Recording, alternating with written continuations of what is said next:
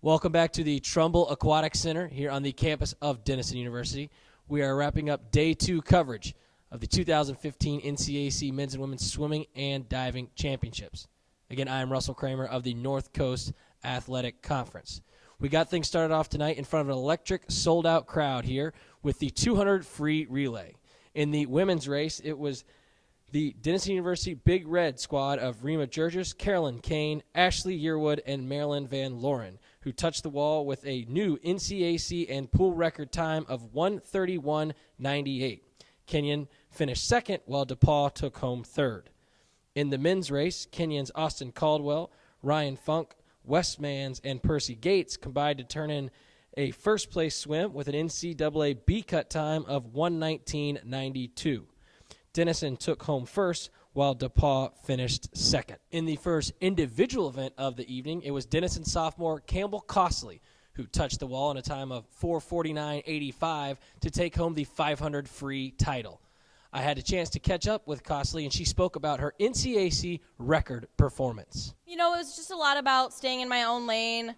You can really get caught up in racing other people, and I think it was important for me to just swim my own race, and I did it this morning, and I came back and did it again. So. Well, you break the NCAC record this morning in prelims. You come back and break it again this evening. It was really a battle. Angela Newland of DePaul sort of jumped out early, and you stuck with her. Just talk about sort of that battle you had up front and then able to pull away in the end for the impressive finish.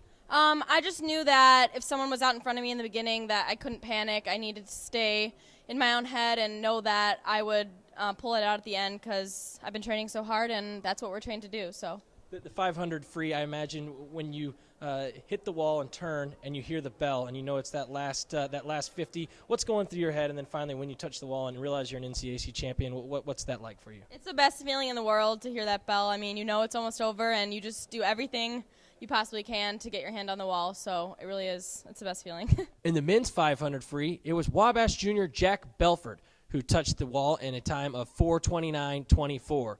Belford, who became the first little giant to take home an individual NCAC crown since 2011, talked about his outstanding performance this evening. Yeah, it was a great swim. I actually wore a different suit tonight. The suit that I was wearing this morning was actually cutting off the circulation of my legs, so that threw me off a little bit this morning. But tonight I switched suits up a little bit, decided I was going to take it out and just try to hang on, and luckily came away with a win.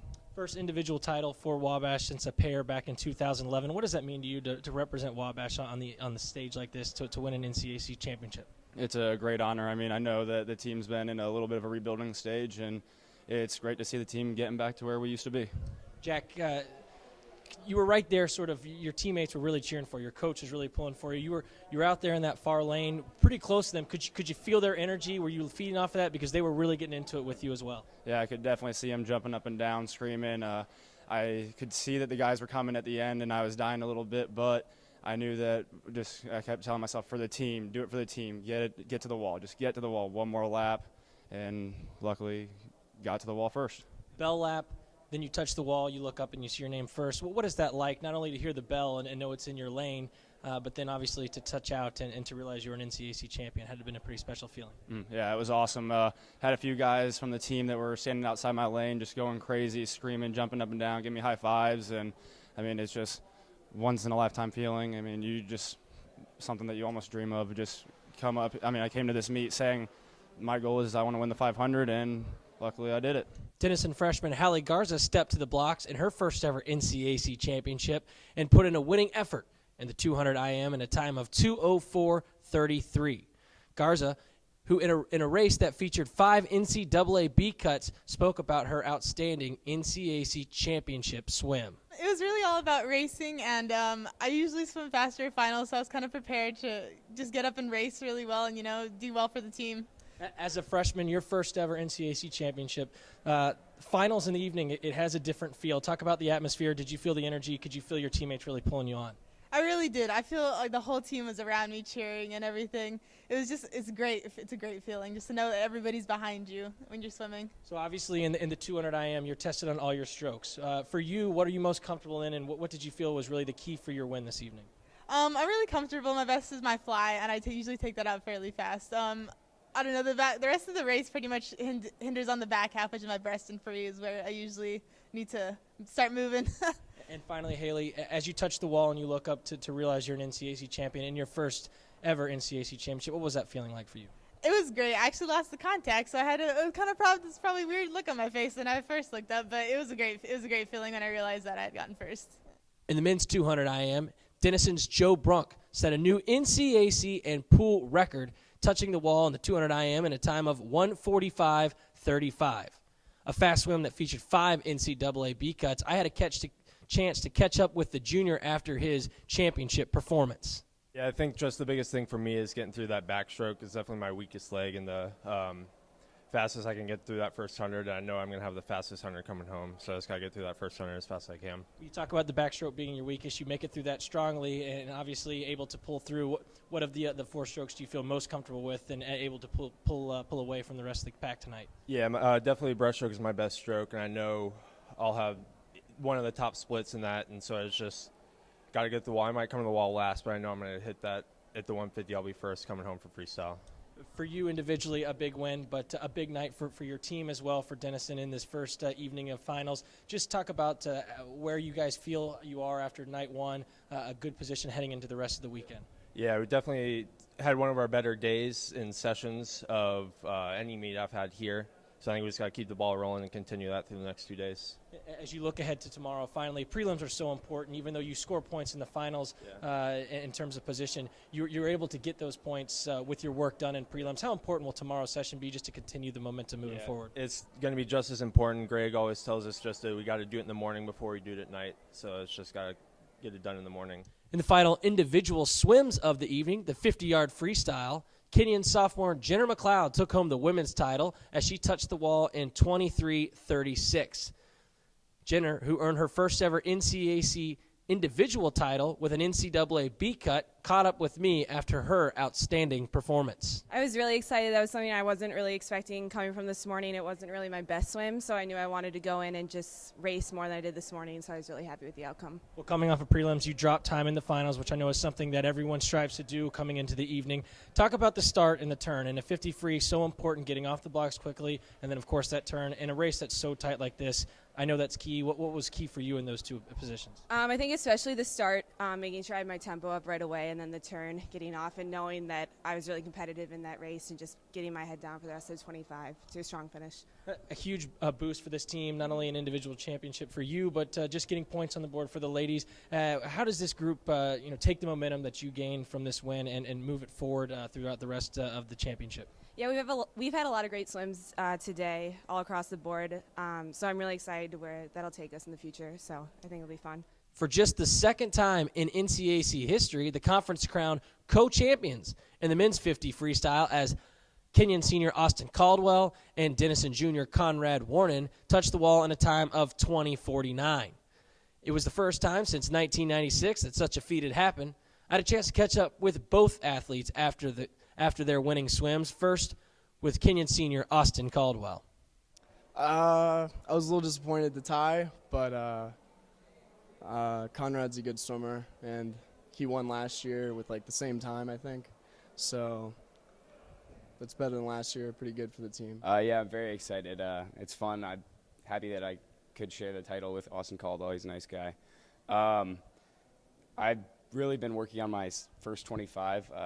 The second 25 is good for me, but I got to get the out front speed, and I got a little faster than this morning, and I think that was the difference. At the end of the 50 free competition, the pool turned its attention to the diving well, where the men's 3-meter board was up for grabs. The Denison Big Red led the charge as they placed 6th in the top 7, including 1st through 5th place. Senior Connor Dignan led the charge with a score of 588. Dignan, who was the returning champion from a season ago, spoke about his 3-meter performance. It was a good meet, there were little hiccups, nothing. There's some really great stuff, there's some off stuff, but that's okay. Last year was phenomenal, and I think I peaked a little early last year, and I didn't quite perform the way I wanted to at Nationals last year, and I think where I'm at right now at conference will set me up very nicely for where I'm going to be at in a month. Connor, I know you're excited for your individual performance, but I know coming into this weekend you were excited for what your group of fellow divers for the Big Red had really in store for this weekend, and we're really looking forward to 1 through 5 and then 6 of the top 7. Just talk about this group as a whole, this Big Red diving squad. How proud are you of their performance this evening? I'm incredibly proud. They dove out of their minds. I know Connor Dorff was the first D3 diver. He competed at 109 about a month ago, but he competed tonight in finals, and it's coming along very well, and that's a big dive. I know Brian Allen dove out of his mind, most consistent list I've ever seen him do. I've known that man since he was 12, too. Ben Lewis had some great stuff. Max is right behind me, as always, and then Lightman got his cut and punched his ticket to regionals, so we're looking solid. Connor, this is the swimming and diving championships, and y'all's performance this evening really gave this Denison men's team a big boost going into tomorrow. From a team perspective, how happy are you that you guys played a huge part to heading into tomorrow with the lead that you guys have this evening? Always happy, obviously. You know, we really try and focus on how we're not a swimming team or a diving team. We're one unity. We're one team. And I think our contribution into that total team score is what it's all about, pretty much. The final event of the evening was the 400 medley relay.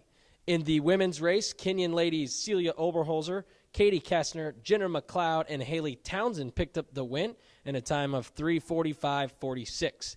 Denison finished second, and Oberlin took home third. The men's 400 medley closed out an exciting evening as the Kenyan squad of Harrison Curley, Trevor Manns, Christian Josephson, and Austin Caldwell just edged out Denison in a time of 3:15.83, a new NCAC and pool record. The Big Red finished second, and Wabash took home third. Finally, let's take a look at the standings at the end of Day 2 from the 2015 NCAC Men's and Women's Swimming and Diving Championships. First, let's start on the men's side. In first place, Denison stands with 663 points. Kenyon sits in second with 500.5 points. In third, it's DePaul with 360 points. Wabash with 300.5 sits in fourth. Oberlin with 212, currently in fifth. In sixth place, Ohio Wesleyan with 184.5. Worcester with 156 points stands in seventh. In eighth, it's Wittenberg with 155 points. In ninth, Allegheny with 95.5 points. And in 10th, Hiram with 92 points. On the women's side, Denison with 598 points sits in first. Kenyon with 579 sits second. DePaul with 361 points, currently in third. Oberlin with 256 points sits in fourth. In fifth place, Wittenberg with 218.5 points. Allegheny with 204 points sits in sixth. With 163.5 points, it's Worcester in seventh. Ohio Wesleyan with 130 points sits in eighth. And Hiram with 98 total points sits in ninth. Again, we hope you have enjoyed our exclusive coverage of the 2015 NCAC Swimming and Diving Championships from the Trumbull Aquatic Center here on the campus of Denison University. We hope you come back tomorrow as prelims get started at 10 a.m., followed by 12 o'clock start for the women's 1-meter board competition. Then we wrap things up for Day 3 of competition as an exciting evening of finals begins at 6:30. Be sure to join us at www.northcoast.org, as well as follow us on Twitter at NCAC for all the up-to-date news and exclusive coverage. Again, I'm Russell Kramer of the North Coast Athletic Conference. Thanks so much for joining us, and have a great evening.